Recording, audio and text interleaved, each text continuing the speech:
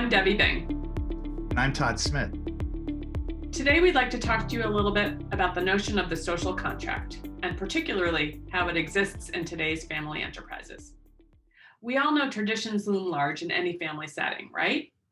They're different for every family, but I'm sure you can imagine several off the top of your head.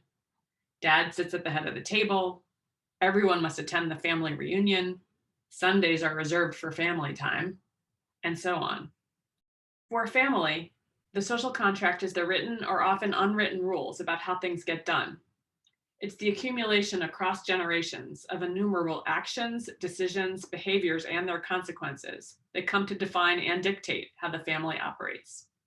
The social contract is part of the family's culture, but distinct from it. As a contract, there is a fundamental notion of exchange. This is what you get if you give this. It's social because it's grounded in relationships and relies on behavioral commitments to other people. It's a contract because it lives in the world of gives and gets and has consequences attached. We're interested in this idea applied to multi-generational family enterprises. Rather than just traditions, family enterprises often have unstated expectations and rules that go undiscussed. For example, everyone shows up at Employee Appreciation Day. We pay family members the same. We do or we don't hire spouses.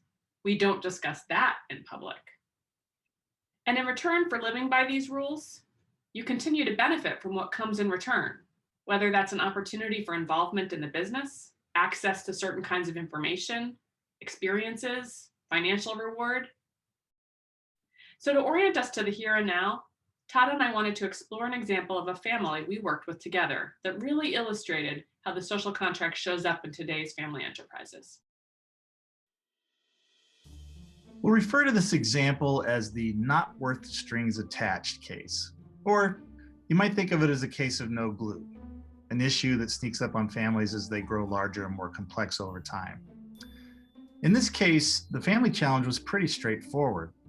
The family office set up by the founder was designed to serve his needs, and rules were put into place regarding how resources could be used and accessed without consulting the next generation.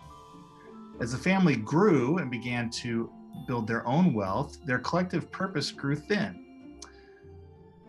Next generation families wondered why they should be part of the family office at all. It felt like there were hoops to jump through that were not worth it anymore, and they began to talk openly about it. As a result, the founder worried that the family would not stay together without this shared financial vehicle, which led to a tightening of the rules even more. So the question is, what had happened to the family's social contract in this case? The social contract here might be identified as everyone in the family gets to benefit from what I've created if they play by my rules, which worked for many years. But as the family grew and inherited wealth, they began to question the social contract. The needs of the family's social contract had shifted beneath their feet. And with so little glue holding the family enterprise together, questioning the social contract felt like an attack on the founder. In reality, the next generation was looking for its own authentic way into the enterprise on their terms. They knew that the social contract as it existed wouldn't allow this. And so they began to withdraw from the enterprise, even wondering why stay. So what can you do to take this idea and apply it within your family enterprise? We have 4 steps to get you started.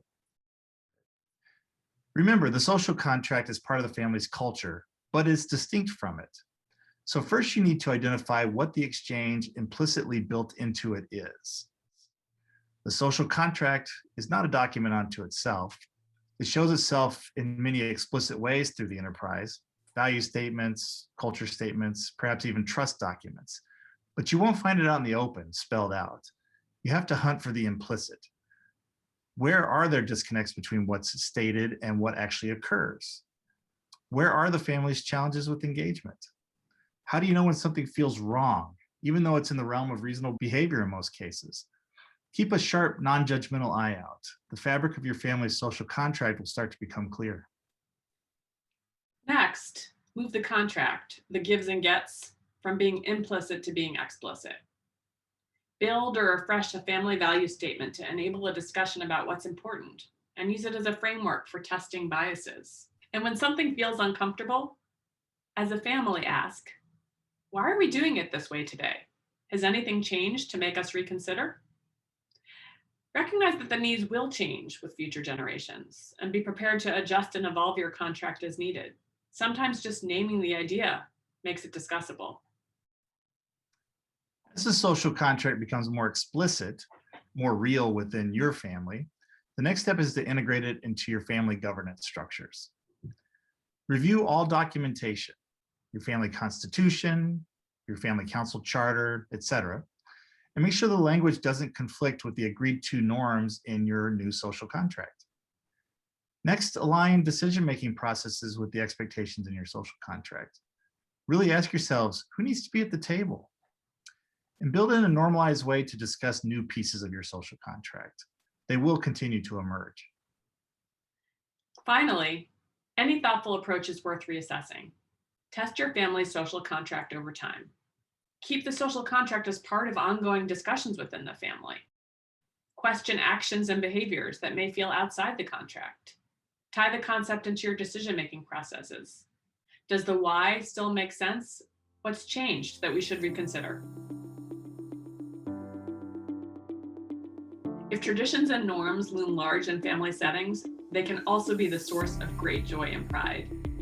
Use the process of defining your family social contract as a way to sustain the best of those traditions, with agreements on how you'll operate as a family and in the service of building a shared future together.